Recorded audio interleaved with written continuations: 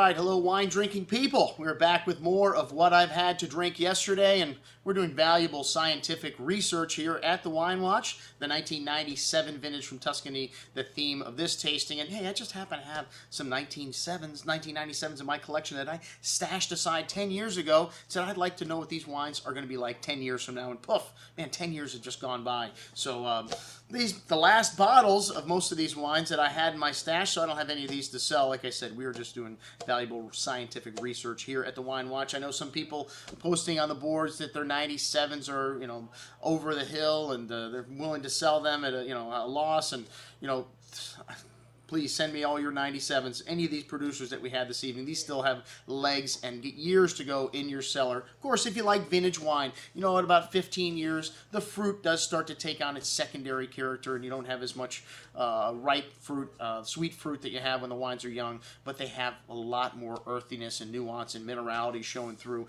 And these wines still have great freshness. It was a warm year, 1997, and the wines were very showy young, but the best wines still had very good structure, and that's what we had on the table tonight. We started out with some Chianti, not just any Chianti though, Castello di Amo, one of the greatest producers of Chianti. This 1997, that's this lovely dark pepper spice on there, fresh earth, a note of dried meat, some red plum fruit still hanging on in the nose there, a bit light on the tongue, but lovely elegance, and really quite fresh still on the finish, and opened up throughout the course of the night and just got better and better. That is a sign of a great wine.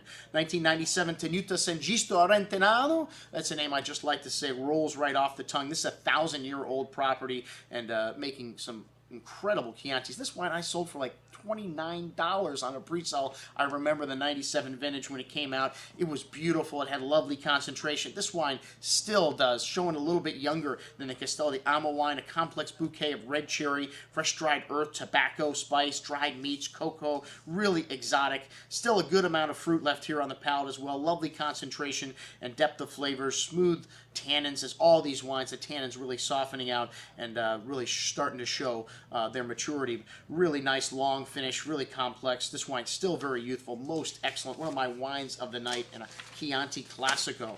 All right, coming up next, we had our flight of Brunello di Montalcino, Col d'Orcia, 1997. I had a lot of most excellence on my scorecard here. It was tough to pick a top wine of the evening, but eventually, after 2 hours of deliberation, we came up with it. The Col d'Orcia, a really classic producer. Mr. Cinzano stops in the Count to see me every year, so maybe that's affected my opinion of this wine, because I like it more and more every time I try it. This wine, like I said, very classic in style. Dried meats, black tar, fine herbs, some lovely cherry fruit still showing through here. Lovely complexity on the nose. Lovely rustic quality to the palate as well to this wine. Still some firm tannins. This wine still has some time to go in the bottle here. Some dried meat and tar notes showing through on the finish. Beautiful complexity, most excellent juice. The Poggio Antico Brunello. This is just a, I don't say normal Brunello, but they do a couple of the cuvées. The Altero was the other one we had on the table this evening. Classic nose, that beef jerky, kind of dried meat, some plummy cherry fruit here as well, and some smoky incense spice as well on the nose. A lovely savory style. This is a very high altitude vineyard, one of the highest, 1,500 feet in all of Montalcino. So you get that lovely savoriness on the finish because of that altitude. Some red licorice spice showing through the fine tannins. Excellent juice, a little lighter than the Col d'Orcia, but I wanted to show the two Poggios together. The Altero, this is a newer style wine. They do use some new barrique with this, some new smaller barrique, so you get a little bit of that spice from the oak with this, and a little more concentrated on the palate as well. But classic tar, fresh earth, mushroom, kind of dried meats, nice complexity on the nose, and again, lovely richness on the palate with this wine. The tannins very smooth and silky, that black spice and black truffle note showing through on the finish. Most excellent juice. One of the wines of the night, definitely. The FALESCO Montiano was in with the Super Tuscan flight. This wine's from Lazio, and it's 100% Merlot, but one of the top Merlots coming out of Italy today. Riccardo Cortarella, the mastermind behind this. Lovely dark plum, a bit of a beef stew-like character at first, but that kind of blew off as it opened up. Dark earth, peppery spice, really beefy, some black licorice in this. Lovely complexity on the nose, and again, this wine just continued to open up all night. Fresh herbs, kind of dried meats, very nuanced, really big on the palate. You know, this Merlot, usually more in the front of your mouth than the back, but had a lovely velvety, silky texture.